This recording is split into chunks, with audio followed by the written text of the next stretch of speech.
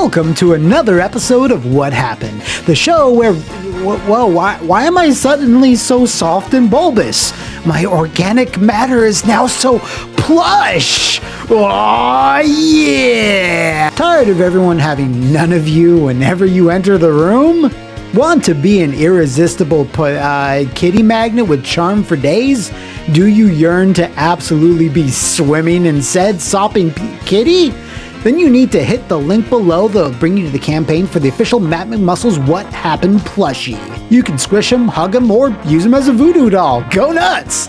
Act now and you'll receive this bonus tote bag for all your toting needs. If we reach 200 pre-orders, production can officially begin, but there's only 15 days left to make this dream a reality, so pre-order now! Welcome to another thirst-quenching, speech-spewing, and soul-reaving episode of What Happened, the show that was specifically made to talk about mismanaged and abandoned fan-favorite franchises that just so happened to be locked up in the dusty coffins of the video game industry. And honestly, there's few that can compare to the long-slumbering legacy of Kain, the Eidos interactive vampire series that has a long and oh-so-complicated history. In fact, we touched upon the beginnings of it in our Too Human episode, as the war betwixt Silicon Knights and Crystal Dynamics was an unmitigated pissing contest of legendary proportions. And if that's something you'd like to bone up on, please do. But for our story today, we'll be jumping ahead a bit, but we'll still be in the past. But after the release of 1999's Soul Reaver, after several delays, Crystal Dynamics breathed a sigh of relief, as that game wasn't without its own developmental issues.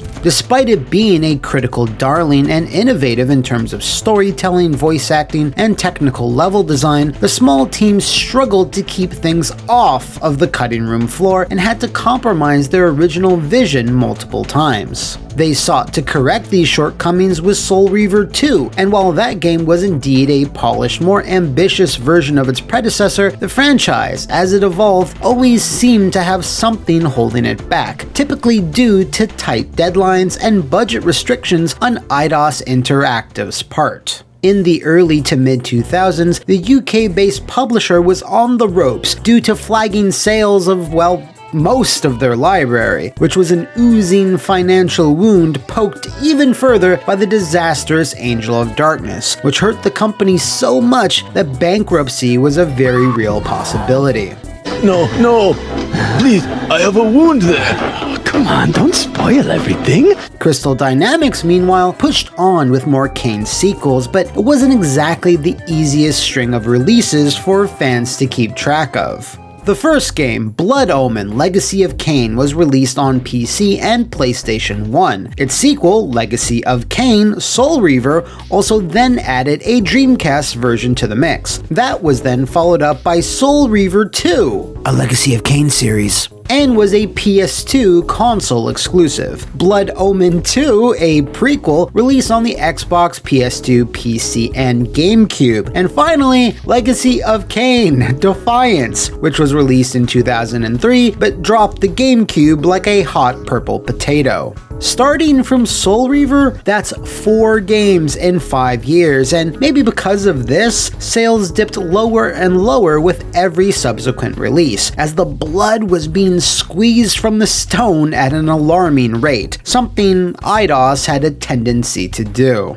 But the final straw was when they shut down core design and then handed the keys of the Tomb Raider franchise over to Crystal Dynamics and set them to work, even though they hadn't even finished Defiance yet. This caused a ruffle with certain members of the studio, which led to a small exodus of talent, including the legendary Amy Hennig, who had been the narrative voice of the franchise for half a decade. Since Crystal Dynamics would then be too busy to continue telling tales in the happy-go-lucky world of Nosgoth, Eidos sought out Ritual Entertainment to continue where Defiance left off. Legacy of Kain: Dark Prophecy's development lasted for a few months before it was staked through the heart for reasons that are largely unknown.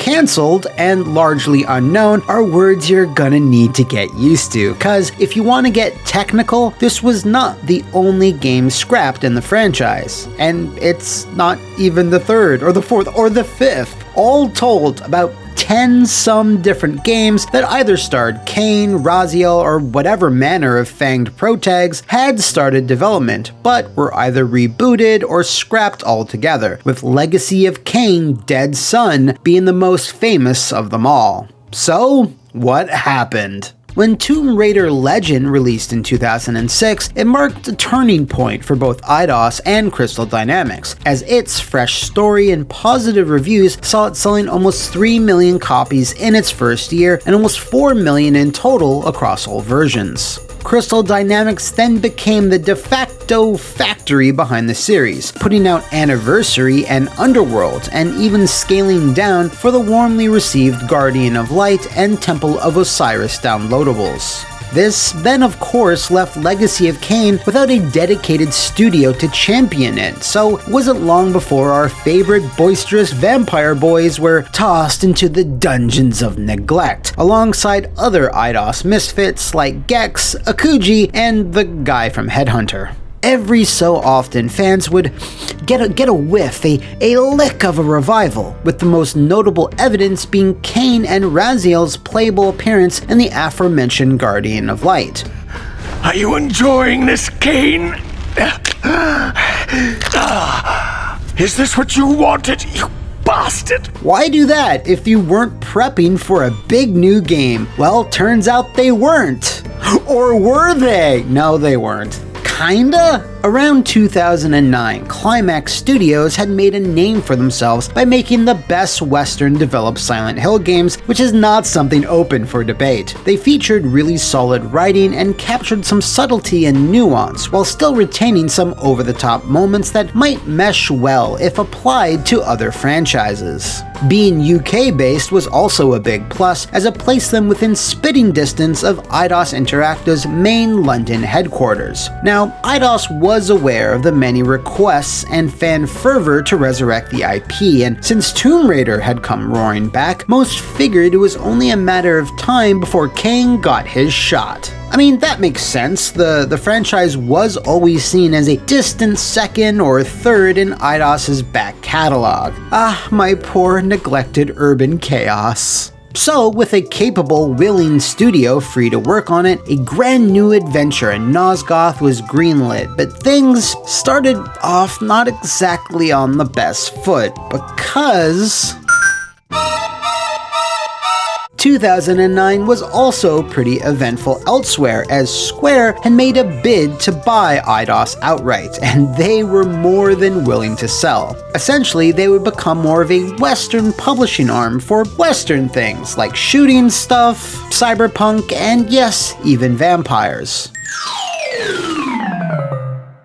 Now, usually when new management takes over, the first order of business is to cancel everything old management did. Fortunately, Square was fine with Dead Son, so its development was allowed to continue. But word came down from either them or Eidos or both that this new Legacy of Kain project would need to adhere to a few very not negotiable mandates. It had to have a multiplayer component for some reason. I don't know about all of you, but when I think of dialogue and cutscene heavy action adventures involving vampires, time travel, and old gods, I think about kill streaks and respawn times. Fortunately, cooler heads did prevail because, since Climax was a smaller studio employing about 100 staff, the multiplayer mode was to be delegated to another studio, in this case, Psyonix. Yes, supersonic acrobatic rocket-powered battle cars Rocket League Psyonix. Pretty crazy to think they were working on this for a time, but just hold that thought for now, I'm gonna get back around to it.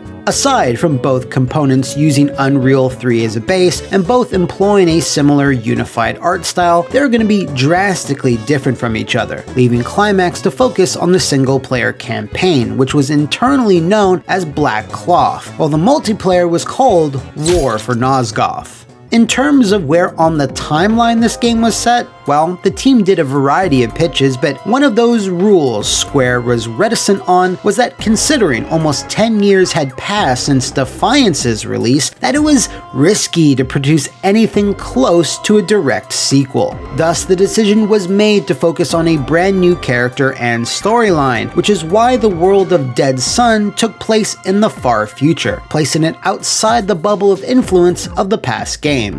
The new protag was going to be a character called Kain/Asher, a dual entity composed of a human soul inhabiting a vampire body, which would lead to a tumultuous relationship between the two. This far-flung version of Nosgoth was designed to look closer to real-world ancient architecture with a slightly more ethereal look. In a move I'm sure most fans would love, Square felt that these environments should be both grounded and gritty rather than fantastical and gothic.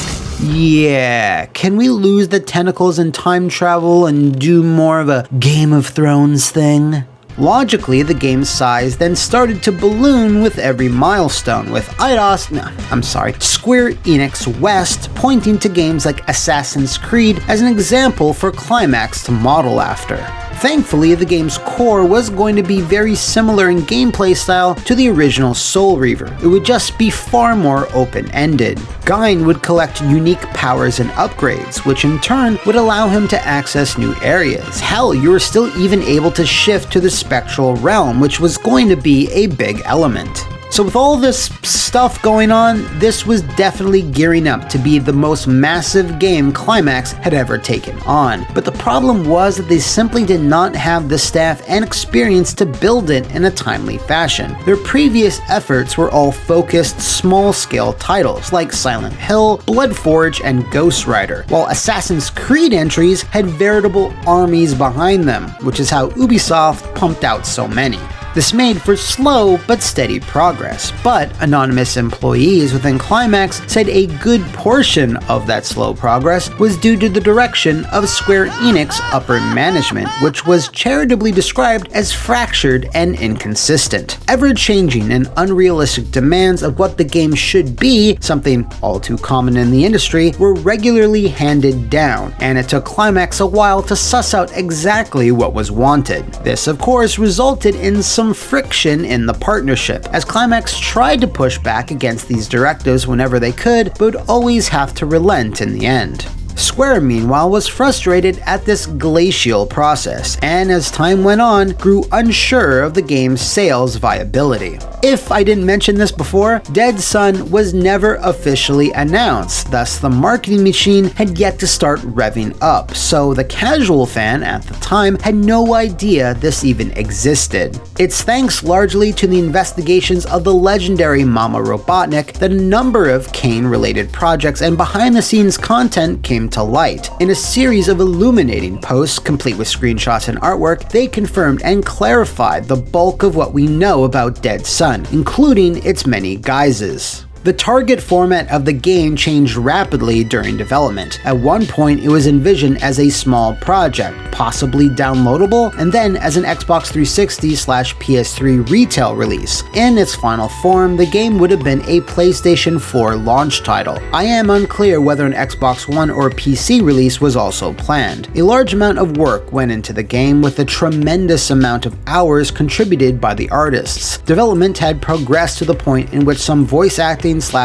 capture had taken place. If you want more insight into Mama Robotnik's findings, then check out the link in the description below. Fascinating stuff. Despite the game starting to come together, however, Square Enix came to the decision that it somehow wasn't, and when they factored in the estimated marketing costs, they came to the conclusion that the game would fail to meet their sales expectations. Now, reportedly, they had come to this decision by themselves, which meant they did not tell Climax for an undetermined amount of time, which was, pretty shitty. Why this is shitty is because the team was still coming in on weekends and late nights, plugging away on their biggest project, completely oblivious to the invisible writing on the wall.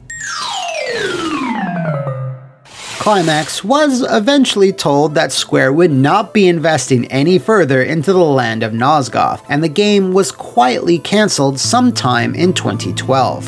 Thanks to Mama Robotnik though, Dead Sun's existence was made public via their investigative posts in mid-2013, as Climax themselves were not legally allowed to disclose anything, as Square had shackled some ironclad NDAs around their collective necks. When this news started trickling out, fans were understandably a little very upset. Another cancelled Kain title, and it had gotten really far in development? Back in 1999, lines of communication to publishers were limited, but in 2013, the online discourse made its way to Square very easily, to the point that they had to address it. This unenviable task fell to poor sumbitch George Kellyan, Square community manager who was put in front of the firing squad. I can confirm that Dead Sun was a project which had been in development, but which was cancelled. I know it's disappointing to hear about these things out of context, and whilst some of the details are accurate, some details are not. You know, game projects can be cancelled for a variety of reasons, and I know it's very hard to tell from images and info alone, but in the end, Legacy of Kain Dead Sun just wasn't the right game at the right time, but you'll have to take me at my word on that, I'm afraid. Climax CEO Simon Gardner, for his part, also addressed the leaks, but obviously was very tight-lipped. As you would expect, we are covered under NDA and really don't have anything to add. Many games never see the light of day for lots of different reasons, especially over the last few years where business models and markets have been evolving rapidly. We continue to have a good relationship with Square Enix. I mean, do you though? Because Climax never worked with Square ever again, so obviously things might have gotten a little strained. 2 years later, in a slightly ironic twist, Climax would then go on to develop their own Assassin's Creed titles, but in the form of the downloadable Chronicles trilogy. Ever since then, the studio has retained a low profile with some understated releases, although they did assist Housemarque with the recent Returnal. Funnily enough, even though Square apparently felt that Dead Sun was the wrong game at the wrong time, felt that War for Nosgoth, the multiplayer component, was the right game at the right time. So they had Psyonix morph it into its own standalone free-to-play MMO thing, and simply called it Nosgoth.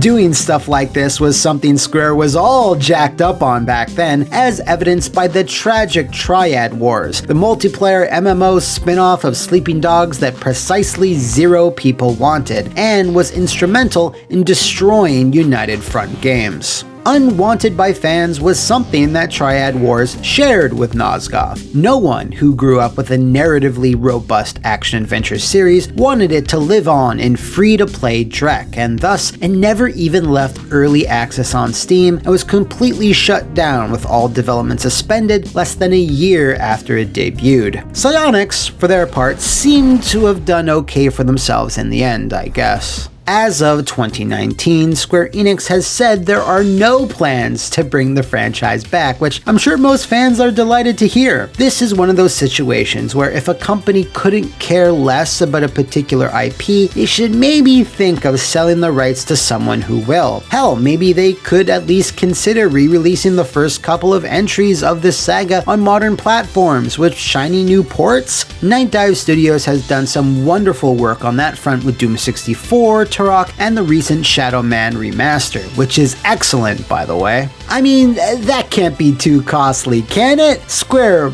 buddy, if you're fine with bleeding money on Avengers every single month, then I don't think it's too much to ask to allow fans both old and new to experience these vampiric classics one more time. I'm just saying. Thanks to Rast for becoming a big boss down at the Flophouse VIP Patreon and nominating Dead Sun for this week's episode. And if you know of any other long-forgotten games, movies, or etc. you'd like me to cover, you can do the same in the comments below over on my Twitter, and you can also politely bug Square Enix for more Legacy of Kain at these accounts on your screen. See you next time, and remember... Vae Victus!